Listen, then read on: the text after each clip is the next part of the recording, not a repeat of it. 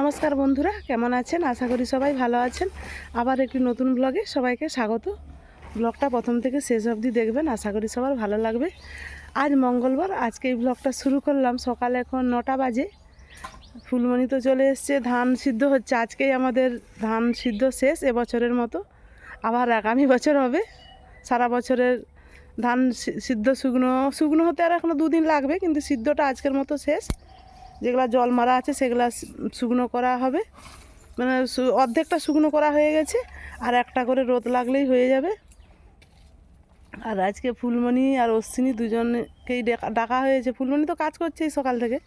আজ ভাবছি আমার শরীর খারাপের জন্য বউটাকে বলছে সেরকম কিছু খাওয়াতেই পারিনি, আজ একটু মাংস রান্না করব। আমাদের কালকে বুধবার হচ্ছে, কাল আমাদের হরি মন্দির হবে, মানে হরি মন্দিরে ভিত পূজা হবে।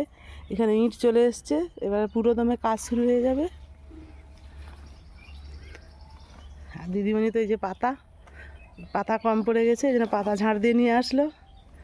বালি বওয়া হয়ে গেছে, স্টোন চিপ সব কিছু বওয়া হয়ে গেছে।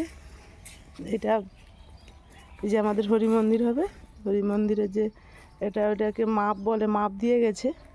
কালকে ভিত পুজো হবে। এবার পুরো দমে কাজ চলবে। মিষ্টিরা সব দিনই খাবে। এবার ভাত মুড়ি দুবার, সকালে এসেই চা, তারপরে মুড়ি, দুপুরে ভাত, আবার কাজ ছেড়ে চা খাবে। অনেকটাই চাপ পড়ে যাবে আমার উপরে। বৃহস্পতিবার থেকেই কাজ শুরু হবে। বৃহস্পতিবার শুভ দিন, ওই দিনই ভিতে কাজে লাগবে মিস্ত্রি।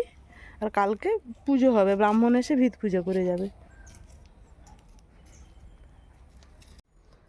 আর এইখানে আমি যেহেতু মাংস করব, এই জন্য সব কিছু নিয়ে কাটতে বসে গেছি। আদা রসুন ছাড়াবো, পেঁয়াজ কাটবো, আর একটু আলু ভাজবো, আর আম নিয়ে এসছি, আমের চাটনি আজকের মেনু। বেশি কিছু করবো না। আর ওদের ভাই বোনের জন্য চুনো মাছ আছে, সেই চুনো মাছের একটু দেখি ভাজা করে দেবো, আর একটু মুসুর ডাল করব, আর হালকা পাতলা করে এই কটাই রান্না করব। চলুন বন্ধুরা, এইগুলো সব আলু পেঁয়াজ আদা রসুন কেটে নেই।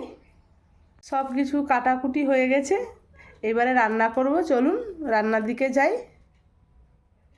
বাজার থেকে মাংসটা নিয়ে চলে এসছে, 750 রডেল মুরগি নিয়ে এসছে। আমি বেশি আনতে না বলেছি, ওরা দুজনই খাবে, আর আমার ঘন্টা তো আছেই। আর আমার শরীরটা তো এখনও সেরকমভাবে ভালো হয়নি, আমার খেতে ভয় হচ্ছে। চলুন এগুলো ভালো করে ধুয়ে নেই মাংসটা।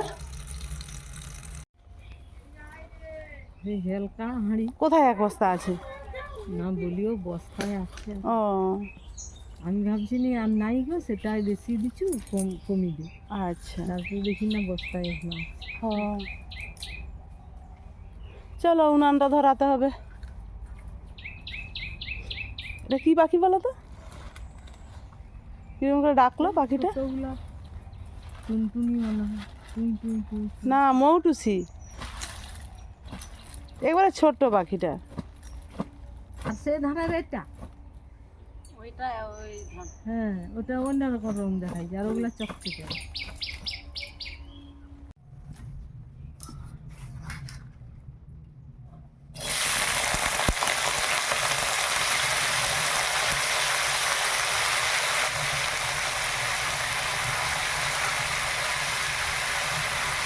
ভাতটা ফুটে যেতে নাম করে দিয়েছি, দিয়ে আলুটা ভেজে নেই, তারপর আবার ভাতের হাঁড়িটা বসাবো।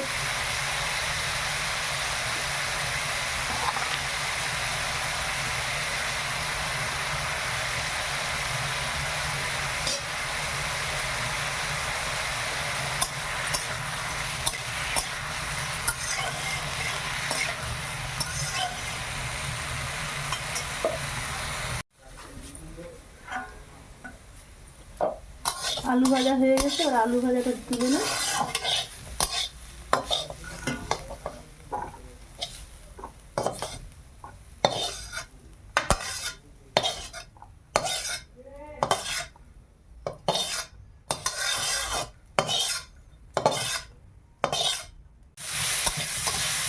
আলু ভাজাটা হয়ে যেতে ভাতের ফ্যানটা ঝেড়ে নিয়েছি। এবার একটু ওই আমের চাটনিটা করে নেই।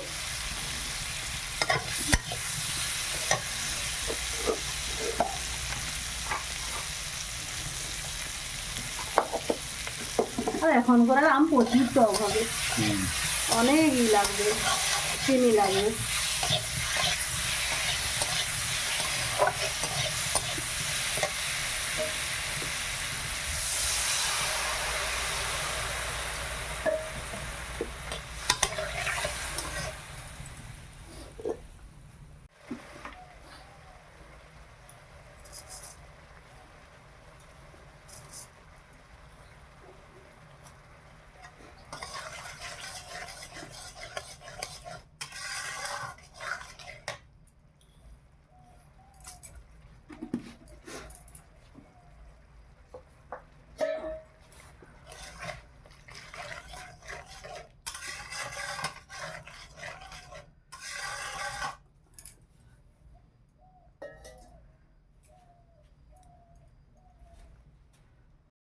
চাটনিটা হয়ে গেছে, নামিয়ে নেই।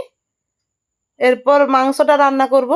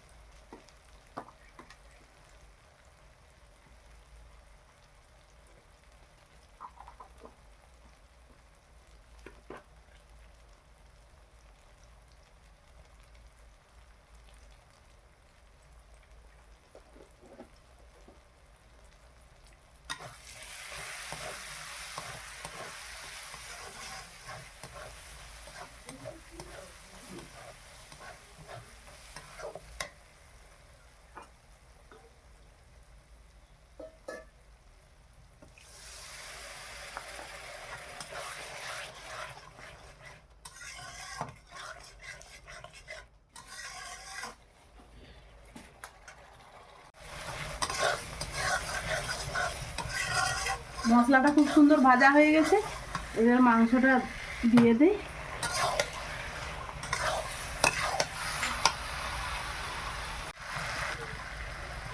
লবণ দিলাম,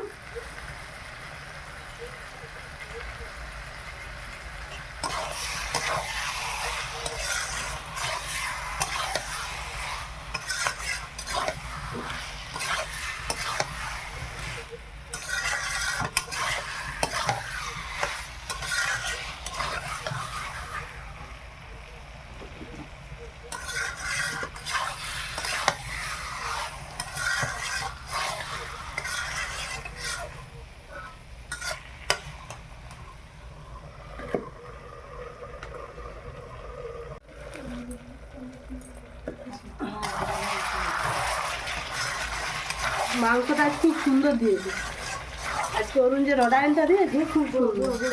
হ্যাঁ, খুব সুন্দর মাংসটা।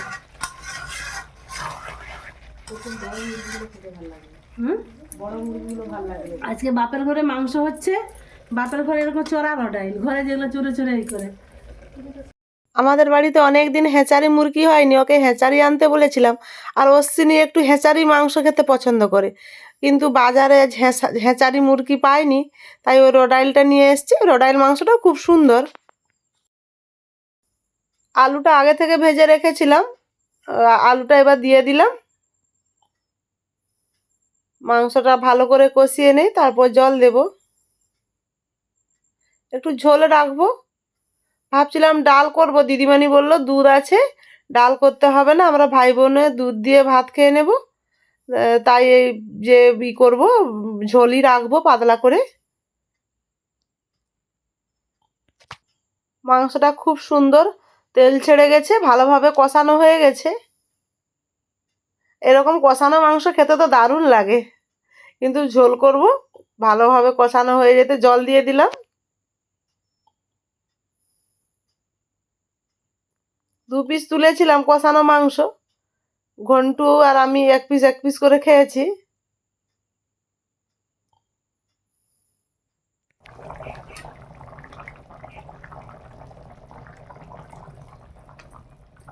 ছোট এলাচ, লং, দারুচিনি বেটে দিয়ে দিলাম, গরম মশলা।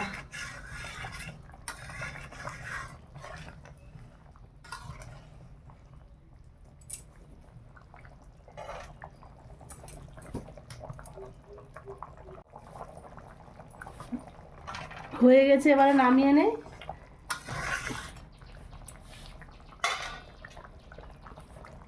নামিয়ে নেই এবার। এবছর প্রচুর হয়ে গেছে না, কালো মাছি। তোমাদের ওরকম হয়েছে?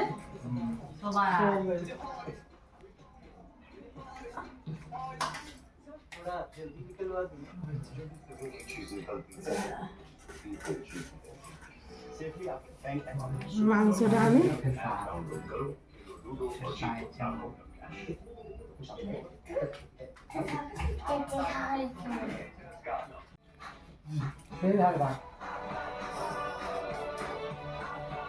কি রে অনির্বাণ খা, এটা রডেন হ্যাঁচারি করছিলাম, হ্যাঁচারি তো মাফ করে নেই।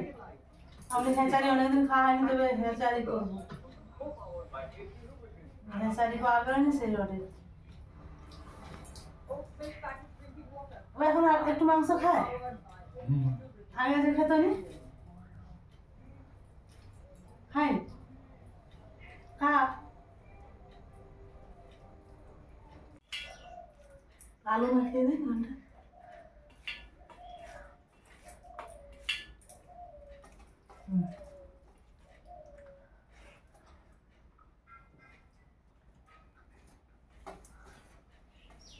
আজ প্রথম বেটুকে ছাড়া মাংস খাওয়া হচ্ছে।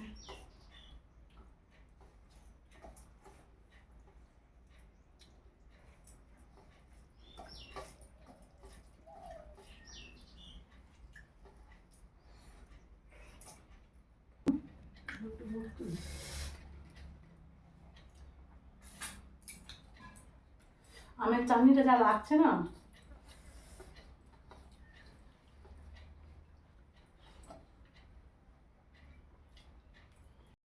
অশ্বিনী, ফুলমণি আর আমার ছেলে খাওয়া দাওয়া করলো।